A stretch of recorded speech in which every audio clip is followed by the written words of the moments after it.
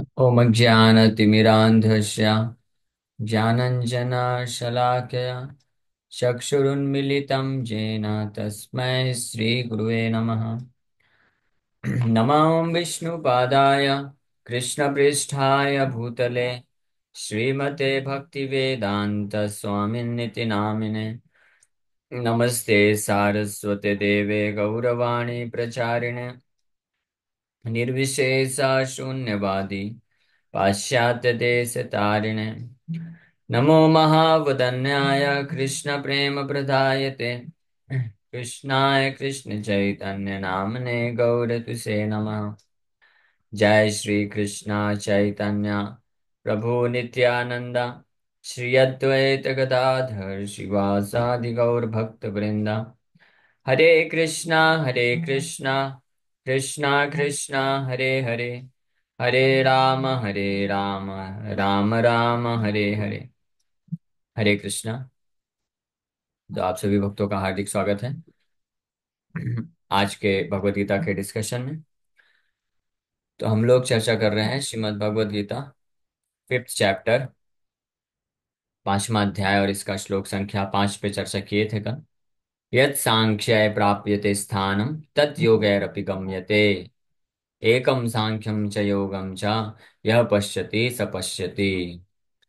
इस श्लोक में भगवान स्पष्ट बता रहे हैं, one who knows that the position reached by means of analytical study can also be attained by devotional service, and who therefore sees analytical study and devotional service to be on the same level, sees things as they are. कि सांख्यम, यत सांख्यम प्राप्यते, सांख्य दर्शन के द्वारा जो प्राप्त किया जा सकता है उस स्थान को, तद योगैरपि गम्यते, कर्म योग के माध्यम से भी उसी स्थान को प्राप्त किया जा सकता है जो ये जानता है। इसलिए एकम सांख्यम च योगम च यह पश्यति स पश्यति, कि सांख्य दर्शन और कर्म योग ये दोनों एक ही है। जो इस बात को देखता है समझता है वही वास्तव में जानता है। तो मायावादी लोग जनरली, जो आप लोग सोचेंगे बार बार मायावादी लोग को क्यों पकड़ लेते हैं सुबह की क्लास में, दोपहर की क्लास में, शाम को भी नहीं छोड़ रहे हैं। क्या करें, वो मिसकंसेप्शन ऐसे इस प्रकार से प्रस्तुत करते हैं कि बोलना पड़ता है। हाँ? भगवान कृष्ण यहाँ पे स्पष्ट बता रहे हैं कि सांख्य के माध्यम से जो प्राप्त होता है और कर्म योग के माध्यम से जो प्राप्त होता है, वो दोनों जो है एक ही स्थान को, मतलब एक ही स्थान, अल्टीमेट डेस्टिनेशन को प्राप्त कर सकता है। लेकिन मायावादी लोगों का ये विचारधारा होता है। हाँ, वो क्या सोचते हैं कि अनटिल अनलेस वन टेक संन्यास, हाँ, संन्यास जब तक कोई नहीं ले लेगा तब तक वो मुक्त नहीं हो सकता है। हाँ, ये मायावादी एक मिसकंसेप्शन है। हाँ, जिसमें वो बोलते हैं ऐसा कि जब तक कोई सन्यास लेकर के, और कैसा सन्यास, वैष्णव सन्यास नहीं, वो सोचते हैं कि जब तक कोई सन्यास लेकर के ये वननेस विद द सुप्रीम, भगवान के साथ जो मर्ज होना है, विलीन हो जाना है, उस उस बात को समझ नहीं जाता है, साक्षात्कार नहीं प्राप्त कर सकता है, व्यक्ति मुक्त नहीं हो सकता है ना। सो यहाँ पे ये भगवान स्पष्ट रूप में इसका खंडन कर रहे हैं कि ऐसा जरूरी नहीं है कि किसी व्यक्ति को संन्यास लेना पड़े और कर्म का त्याग करना पड़े तभी वो जो है मुक्ति को प्राप्त कर सकता है। अगर कोई योग करता है, कर्म योग भी करता है, अपने अपने आश्रम में, अपनी स्थिति में रहते हुए जिस भी कर्म को कर रहा है वो कर्म को भगवान के लिए करना चाहिए, और जो फल है उसको भगवान के लिए अर्पण करना चाहिए। अगर ये करता है, इसको कर्म योग बोलते हैं, अगर कोई ये कार्य करता है तो उसको वही फल मिलेगा, वही रिजल्ट अचीव कर सकता है। जिस प्रकार से कोई पूर्ण रूप से विरक्त सन्यासी होता है, सब कुछ त्याग देता है और पूरी तरह से ब्रह्म का चिंतन करके ब्रह्म को रियलाइज कर लेता है, आत्म साक्षात्कार प्राप्त कर लेता है, और उसके पश्चात जो वो फल, रिजल्ट या डेस्टिनेशन प्राप्त करता है, वो कर्म योगी भी उसी डेस्टिनेशन को प्राप्त करता है। तो हमने ये कल चर्चा किया था। यहाँ पे बस इस श्लोक पे ये वर्णन करना चाहते थे कि मायावादियों का ये जो मिसकंसेप्शन है, ये गलत धारणा है, यहाँ पे भगवान खंडन कर रहे हैं। इसलिए वो वास्तविक ज्ञानी नहीं है, वास्तविक रूप से नहीं जानते। भगवान बोल रहे हैं यहाँ पे, एकम सांख्यम च योगम च यह पश्यति स पश्यति, जो इस बात को जानता है, देख सकता है, वही वास्तव में देखता है। उसी के पास आंखें हैं, ज्ञान चक्षु हैं, ज्ञान है उसके पास वास्तविक। सो अब आगे आज का श्लोक में भगवान आगे वर्णन कर रहे हैं। संन्यासस्तु महाबाहो दुःखमाप्तुम योग्यता योग युक्तो मुनिर्ब्रह्मा न चिरेणाधिगच्छति। तो अभी तक तो भगवान वर्णन किए कि सांख्य दर्शन के द्वारा और कर्म योग के द्वारा, दोनों ही माध्यम से दो अलग अलग तरीके दिखते हैं, लेकिन वास्तव में दोनों एक ही हैं। क्योंकि दोनों ही माध्यम से व्यक्ति जो अंतिम निष्कर्ष है, अंतिम लक्ष्य, एक ही अंतिम लक्ष्य को प्राप्त कर सकता है। वो अंतिम एक लक्ष्य क्या है? भक्ति योग। हाँ, या तो सांख्य दर्शन के हिसाब से चले, लेकिन सांख्य दर्शन कैसा होना चाहिए? परफेक्ट सांख्य दर्शन होना चाहिए। असली सांख्य दर्शन जो कपिल देव जी ने प्रदान किया है, उसको पालन करके अगर कोई आगे बढ़ता है, और या कर्म योग करके आगे बढ़ता है, दोनों से ही अल्टीमेटली वो भगवान के साथ अपने संबंध को रियलाइज करेगा और भक्ति योग में स्थित हो जाएगा। लेकिन ये भगवान तो अभी तक समानता के बारे में बताए, 3 4 5 श्लोक में। थर्ड श्लोक से भगवान बोलना प्रारंभ किए, सेकंड श्लोक से। सेकंड श्लोक में तो भगवान बताए कि दो तरीके होते हैं, एक संन्यास लेकर के, कर्म योग करके। और ये दोनों ही लाभकारी होते हैं, दोनों के द्वारा ही जो है रिजल्ट मिलता है। लेकिन इसमें से कर्म योग श्रेष्ठ है, बस इसका हिंट दिए भगवान, अभी तक उसका कारण नहीं बताए, इसका केवल हिंट दिए। फिर उसके बाद 3 4 और 5 श्लोक में, 3 श्लोकों में भगवान ये स्थापित किए कि सांख्य दर्शन का पालन करके जो, और कर्मयोग का पालन करके, दोनों का जो परिणाम है, डेस्टिनेशन है, वो सेम प्राप्त करता है। लेकिन अब इस श्लोक में, 6 नंबर श्लोक में, भगवान जो सेकंड श्लोक में बोले कि कर्म योगो विशिष्यते, लेकिन बेटर इज टू परफॉर्म कर्म योग। कर्म योग करना ये ज्यादा बेटर है, लाभकारी है संन्यास लेने से। कर्म संन्यास से कर्म योग ज्यादा लाभकारी है। अब उसका कारण बता रहे हैं यहाँ पे। क्या कारण बता रहे हैं?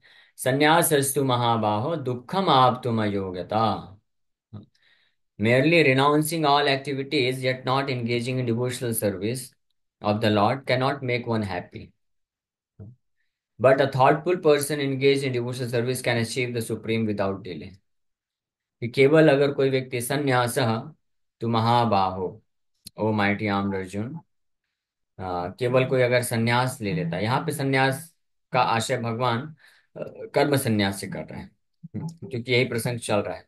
संन्यास का वास्तविक अर्थ तो वो होता है गेय स नित्य सन्यासी। नित्य सन्यासी, असली सन्यासी वो है जो भगवान के लिए अपने कार्य को करे, कर्तव्य का पालन करे, न द्वेष्टि न कांक्षति, बिना द्वेष के, घृणा के, और ना ही बिना किसी इच्छा के, वो असली सन्यासी।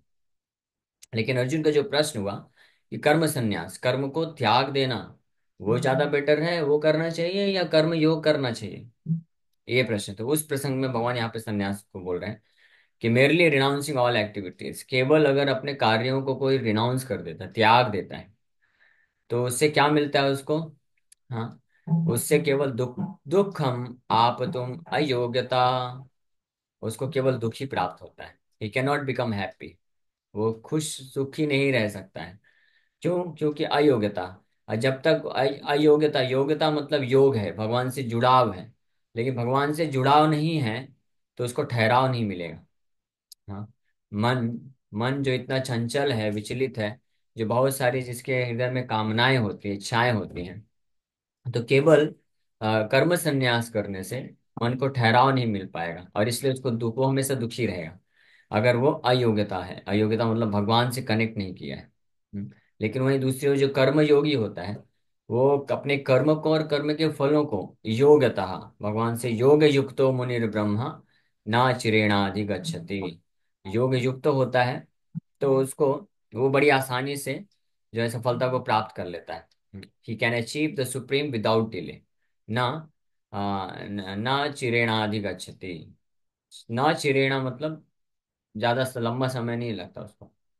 लेकिन वहीं दूसरी ओर संन्यासस्तु महाबाहो दुखम आप तुम अयोग्यता, क्योंकि वो भगवान से कनेक्ट नहीं करता है, इसलिए उसका, उसके द्वारा जो कर्म का त्याग करने के बावजूद भी हृदय की जो वासनाएं हैं वो बनी रहती हैं, और इसलिए उसको केवल दुख का ही सामना करना पड़ता है।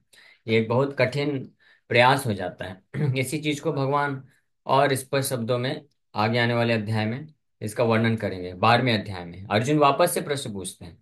यहाँ पे अर्जुन ने प्रश्न पूछा फर्स्ट श्लोक में, अब भगवान इसको एक्सप्लेन करेंगे। लेकिन फिर से अर्जुन वापस से क्लैरिफाई करने के लिए या वापस से जोर देने के लिए कि क्यों भक्ति योग करना चाहिए, 12वें अध्याय में फिर से पूछ बैठेंगे कि दो प्रकार के लोग होते हैं। कुछ लोग आपके स्वरूप का चिंतन, पूजा, भक्ति, सेवा करते हैं, और कुछ लोग जो है निराकार ब्रह्म का उपासक होते हैं। तो इन दोनों में कौन श्रेष्ठ है भगवान? वापस यही सिमिलर प्रश्न है।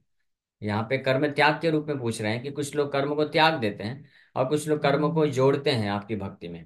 तो उन दोनों में से मुझे क्या करना चाहिए, अपने लिए पूछ रहे थे। लेकिन 12वें अध्याय में पूछेंगे कुछ लोग निराकार ब्रह्म के उपासक होते हैं और कुछ लोग आपके साकार स्वरूप का पूजा करते हैं, सेवा करते हैं। तो इन दोनों में श्रेष्ठ कौन है? तो भगवान फिर वहां पे भी एक क्लेरिफाई करते हैं, अर्जुन को वापस से यही चीज बताते हैं जो यहाँ पे बोल रहे हैं। संन्यासस्तु महाबाहो दुखम आप तुम योग्यता। जो मेरे दिव्य स्वरूप का चिंतन नहीं करते हैं, जो मेरे चरण कमलों का आश्रय नहीं लेते हैं, मुझसे जुड़ते नहीं हैं भक्ति योग के माध्यम से। योग्यता मतलब भक्ति योग्यता। हाँ, क्योंकि भक्त्या माम अभिजानति, भगवान से कोई जुड़ सकता है भक्ति योग के माध्यम से। भगवान से कोई मायावाद योग के माध्यम से नहीं जुड़ सकता है। मायावाद योग हो ही नहीं सकता है। भक्ति योग ही। और वो भक्ति योग जो है प्रारंभिक अवस्था में कर्म योग, फिर ज्ञान योग, फिर शुद्ध भक्ति योग, ये स्टेजेस में जाता है। लेकिन वास्तविक ज्ञान योग क्या है? वास्तविक ज्ञान योग भक्ति योग का ही पार्ट है। उसका जो डेविएटेड फॉर्म है, जो उसका भ्रष्ट रूप है, वो मायावाद कहलाता है, जिसमें व्यक्ति भगवान से भक्ति के रूप में नहीं जुड़ता है, भक्ति के एलिमेंट को हटा देता है और केवल ब्रह्म ब्रह्म में जाके विलीन होने की बात करता है। हाँ। अदरवाइज ज्ञान योग का मतलब होता है भक्ति मिश्र ज्ञान मिश्रित भक्ति योग है। ज्ञान योग को सरल भाषा में ज्ञान मिश्रित भक्ति योग बोलते हैं, और कर्म योग को कर्म मिश्रित भक्ति योग बोलते हैं। और जो शुद्ध भक्ति है, उसमें कोई कर्म ज्ञान का मिश्रण नहीं होता है। उसको उसको क्या बोलते हैं? उसको उत्तम भक्ति बोलते हैं, परफेक्ट भक्ति बोलते हैं। अन्याभिलाषिता शून्यम ज्ञान कर्मादि अनावृतम आनुकूल्येन कृष्णानुशीलनम भक्तिरुत्तमा। भक्तिरुत्तमा, उत्तम भक्ति उसको बोला गया है जो कर्म और ज्ञान के मिश्रण से रहित है। लेकिन जो कर्म और ज्ञान से मिश्रित भक्ति है, उसको भी भक्ति योग की कैटेगरी में रखा गया है, उसी को कर्म योग ज्ञान योग बोलते हैं। लेकिन जो मायावाद है, वो वो ऐसा कर्म और ज्ञान होता है जो भक्ति नहीं होता है, जिसमें भक्ति शून्य होता है, भक्ति विहीन होता है और अपराध युक्त होता है। वो भगवान, भक्ति योग मतलब होता है कि भक्ति जहाँ पे है शब्द आता है तो भक्ति मतलब भक्ति भजन धातु भज से आया है, मतलब सेवा। तो वहां पे सेवा का भावना है, सेवा का एलिमेंट है। हाँ, तो सेवा का भावना होने से वो कार्य भक्ति बनता है, अदरवाइज वो भक्ति नहीं है। जैसे हरे कृष्ण महामंत्र जप करना है, तो हरे कृष्ण महामंत्र जप करना ये भक्ति योग कब कहलाएगा? जब इसमें सेवा का भावना होगा। अगर कोई मायावादी हरे कृष्ण जप करेगा, तो हालांकि हरे कृष्ण जप करना ये टॉप मोस्ट भक्ति योग है, शुद्ध भक्ति का है। हाँ, जो शुद्ध भक्ति का जो अंग है, उसमें श्रवणम कीर्तनम सर्वश्रेष्ठ है। नाम तार मध्य नाम संकीर्तन, तार मध्य सर्वश्रेष्ठ नाम संकीर्तन, निरपराध लैले पाए प्रेम धन। तो हालांकि हरे कृष्ण महामंत्र का जप करना ये सर्वश्रेष्ठ भक्ति का अंग है। लेकिन अगर कोई मायावादी इस हरे कृष्ण महामंत्र का जप करता है, तो वो भक्ति योग में नहीं काउंट होता है। वो क्या कहला जाता है? वो अपराध हो जाता है। हाँ, तो इसलिए भक्ति योग में सबसे इम्पोर्टेंट एलिमेंट जो है, सबसे महत्वपूर्ण वस्तु क्या है? वो है भगवान का सेवा का भावना होना। ये महत्वपूर्ण है। और सेवा की भावना होना मतलब कि भगवान परम स्वामी है, हम भगवान के नित्य दास हैं। ये भावना जब तक विद्यमान नहीं रहती है, तब तक व्यक्ति वास्तव में भ्रमित रहता है, वो भक्ति योग नहीं कर रहा है। भले ही वो बाहरी रूप से पंचो उपासना करते हैं, मायावादी लोग पंचो उपासना करते हैं, लेकिन उनके इस प्रकार की पंचो उपासना का कोई अर्थ नहीं है, वो निरर्थक है, वो भक्ति योग नहीं। तो कहने का मतलब यहाँ पे तो खैर प्रसंग ये चल रहा है कि योग्यता जो शब्द आया है, कि भक्ति अगर है तभी योग योग होता है, जुड़ाव होता है, भगवान से कनेक्शन होता है, अदरवाइज कनेक्शन नहीं होता है। इसलिए ये जो संन्यास कर्म संन्यास जो कर देते हैं, वो अयोग्यता, भगवान से योग नहीं होता है, केवल निराकार ब्रह्म के बारे में ही चिंतन करते हैं। भक्ति योग का कोई मिश्रण नहीं है, तो इसलिए उनको केवल दुख ही दुख झेलना पड़ता है। क्लेश अधिकतर तेसाम अव्यक्त आसक्त चेतसा, 12वें अध्याय में इसी को भगवान दुखम शब्द को फ्रेम करते हुए बोलते हैं कि क्लेश अधिकतर रस, क्लेश अधिकतर रस। हाँ, हायर डिग्री ऑफ क्लेश मिजरी प्राप्त करते हैं वो लोग, बड़ा कष्ट झेलना पड़ता है उनको। और मिलता क्या है? कुछ नहीं मिलता है। हाँ, कोई फायदा नहीं है। हाँ, ये ऐसा है। ब्रह्मा जी तो ऐसे मायावादियों को इतना इतना गाली देते हैं, इतना डांटते हैं। भगवान कृष्ण को प्रार्थना कर रहे हैं। अब भगवान कृष्ण का प्रार्थना करते करते ब्रह्मा जी भगवान कृष्ण की जो शुद्ध भक्ति करते हैं उनकी क्या महिमा उसका वर्णन कर रहे हैं। और फिर उनको अचानक से ध्यान आता है उन दुर्भाग्यशाली जीवात्माओं के बारे में जिनको मायावादी बोला जाता है, कि जो भगवान की भक्ति योग का आश्रय नहीं लेते हैं। वो अपने आप को भगवान के बराबर समझते हैं। तो वो स्मरण आते ही ब्रह्मा जी इतना उनको जो है डांटने लग जाते हैं, गाली देने लग जाते हैं। हाँ, ये अरविंद, ये क्या श्लोक है। हाँ, विमुक्त मानिनस, विमुक्त मानिनस त्वयि असत भाव बुद्धिया आरूढ़, हाँ आरूढ़ कृच्छ्रेण, कृच्छ्रेण वहां पे शब्द यूज करते हैं ब्रह्मा जी, बोलते हैं कृच्छ्रेण मतलब बहुत मेहनत करके। आरूढ़ है, अपने आप को उठाने का कोशिश करते हैं भौतिक धरातल से आध्यात्मिक स्तर पे जाने का। आरूढ़ कृच्छ्रेण परम पदम ततः पतन्त्यनादृत युष्मदंग्रया। लेकिन फिर भी उनका पतन हो जाता है। बेचारे इतना मेहनत करते हैं फिर भी फल क्या मिलता है पता नहीं, हो जाता है। वापस से भौतिक संसार में आकर के भौतिक कार्य करने में लग जाते हैं। हाँ, समाज सेवा में, हॉस्पिटल खोलना, ये सब कार्य में लग जाते हैं। कोई भी शुद्ध वैष्णव जो है ना, कभी भी आध्यात्मिक कार्य, कृष्ण की शुद्ध भक्ति को छोड़ करके कोई कार्य नहीं करता है। पाप कर्म तो दूर की बात है, पुण्य कर्म में भी नहीं फंसता है। पुण्य कर्म भी जो अगर करता है, कोई साधु है, अगर पुण्य कर्म करने लग गया तो इसका मतलब उसका पतन हो गया है, ये जानना चाहिए। लेकिन इन जनरल जिनको पता नहीं होता है, वो सोचते हैं कि देखो कितना महान साधु है। साधु मतलब पुण्य कर्म नहीं होता है। साधु मतलब साधु का एक ही कार्य होता है, कृष्ण भक्ति का प्रचार प्रसार, कृष्ण के संतुष्टि के लिए कार्य करना, कृष्ण का सेवा करना, कृष्ण का भक्ति करना। हाँ, जो पुण्य कर्म होता है so called social welfare activity, ये क्या है, ये मायावाद कॉन्सेप्शन से कम नहीं है। क्योंकि मायावाद मतलब क्या होता है कि अपने आप को भगवान समझना, है ना। तो भगवान को साइड करके लोक कल्याण के लिए कार्य करना यानी अपने आप को भगवान समझना, इसको बोलते हैं ईश्वर भाव, कि मैं ईश्वर हूं, मैं ही नारायण हूँ। आप कृष्ण के पास क्यों जा रहे हो, नारायण के पास क्यों जा रहे हो, हम सब नारायण हैं। मैं नारायण हूँ आपका, मैं आपको पालन पोषण करूंगा, मैं आपको खिलाऊंगा, मैं आपको कपड़े दूंगा, आपके लिए हॉस्पिटल लेके जाऊंगा। हाँ, भगवान को साइड कर देना, है ना। तो आप लोग गलत मत समझिएगा, we are not against social welfare activity. हम लोग समाज सेवा के विरोध में नहीं है। लेकिन समाज सेवा अगर कोई मायावाद विचारधारा से करता है तो वो उस व्यक्ति का पतन हो चुका है, ऐसा समझना चाहिए। हाँ, अगर जो वैष्णव होते हैं वो वास्तव में असली समाज सेवा करते हैं। वैष्णव के जैसे समाज सेवा कोई नहीं कर सकता है। वैष्णव जो है लोगों को सबसे सही उत्तम वस्तु प्रदान करते हैं जिससे उनके सारे दुख नष्ट हो जाएंगे, इसलिए रियल वेलफेयर एक्टिविटी है। और शरीर के लिए भी करते हैं वैष्णव, ऐसी बात नहीं कि शरीर के लिए नहीं करते हैं। लोगों को प्रसाद खिलाते हैं, कपड़े देते हैं, शेल्टर देते हैं, वो सब भी कार्य करते हैं, इसमें कोई संशय नहीं है। बट वो इस भाव से नहीं करते हैं कि मैं कर रहा हूं। वो इस अपने आप को भगवान कृष्ण का विनम्र सेवक समझ करके और अन्य सभी जीवात्माओं को भगवान का अंश जान करके वो विमुख होते हैं कृष्ण से, उनको वापस से कृष्ण से जोड़ने के लिए प्रयास करते हैं।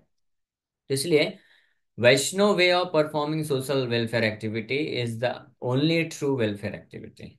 हाँ, जो वैष्णव तरीके से, वैष्णव सिद्धांत पे स्थित होकर के जो समाज का सेवा करते हैं वही वास्तव में वास्तविक समाज सेवा होती है।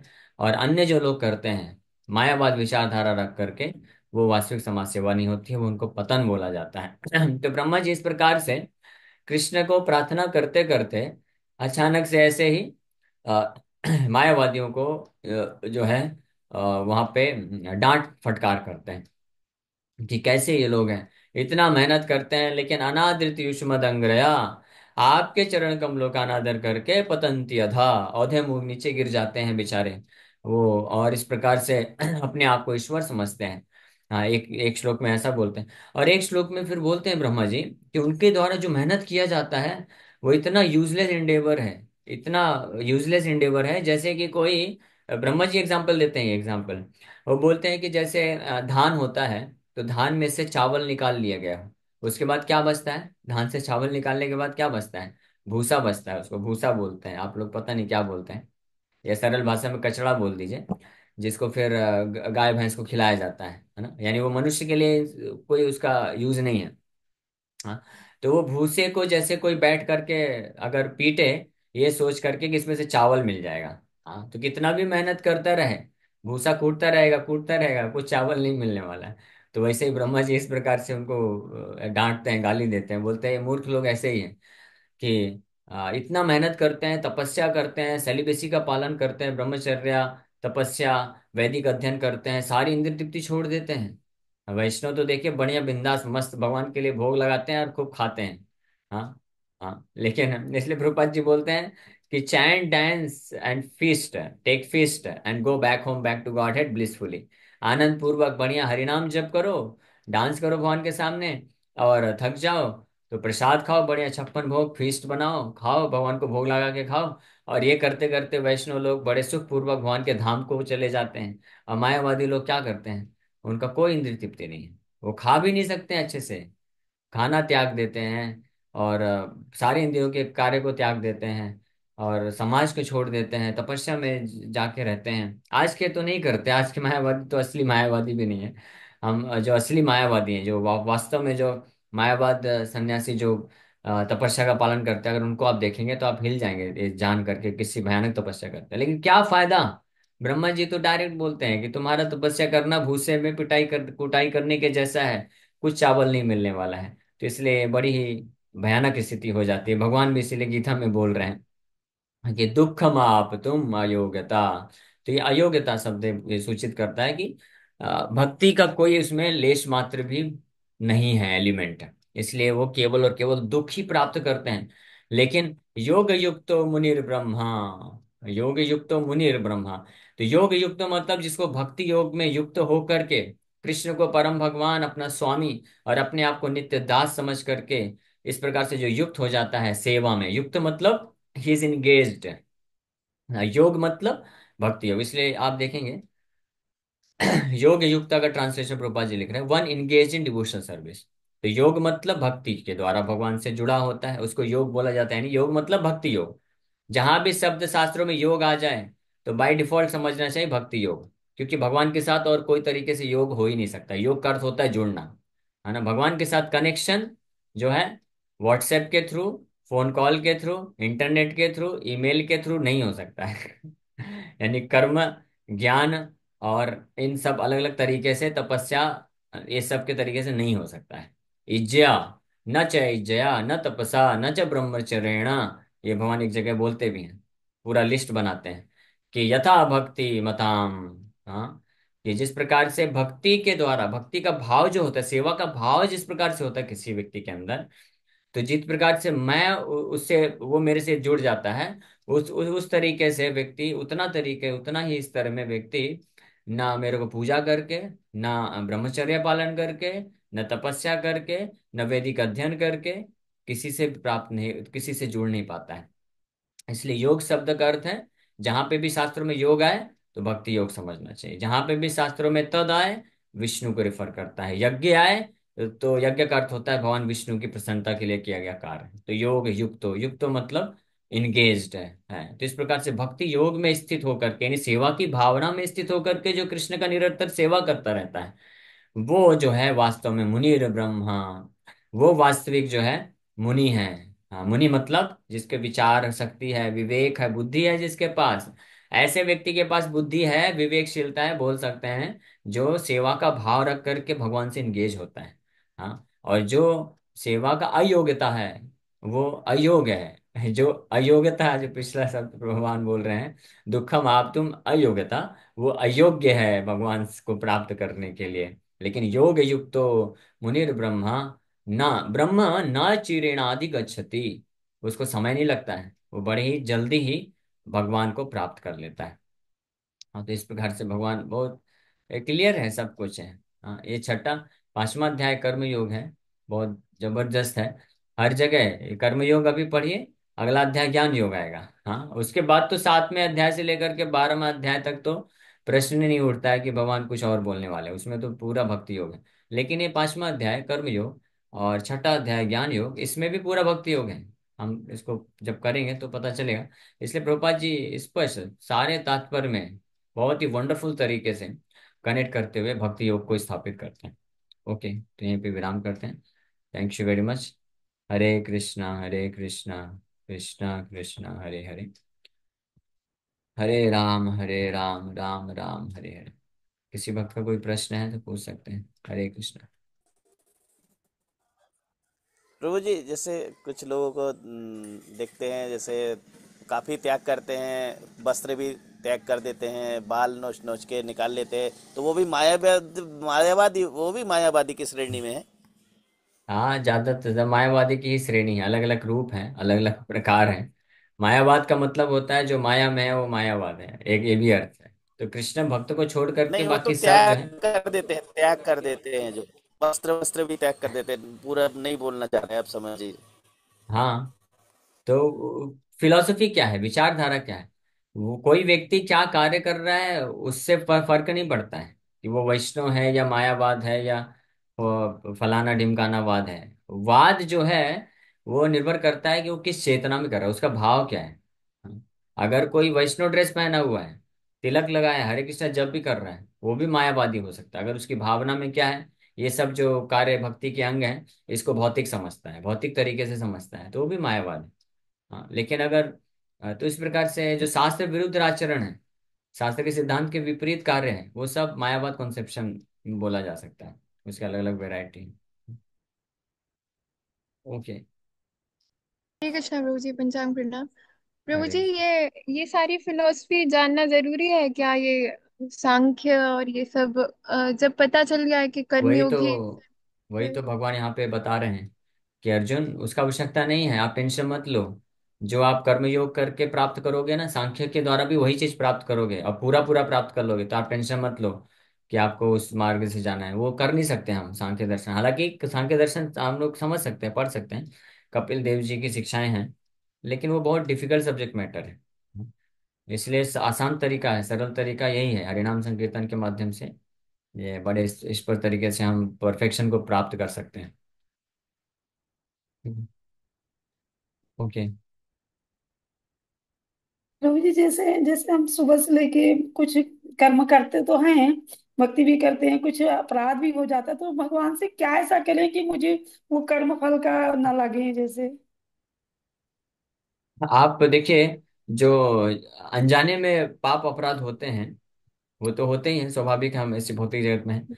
तो उसमें हम अगर भगवान का नाम जप करते रहेंगे, सेवा करते रहेंगे विनम्रता के भाव से, तो वो सब भगवान माफ कर देता है।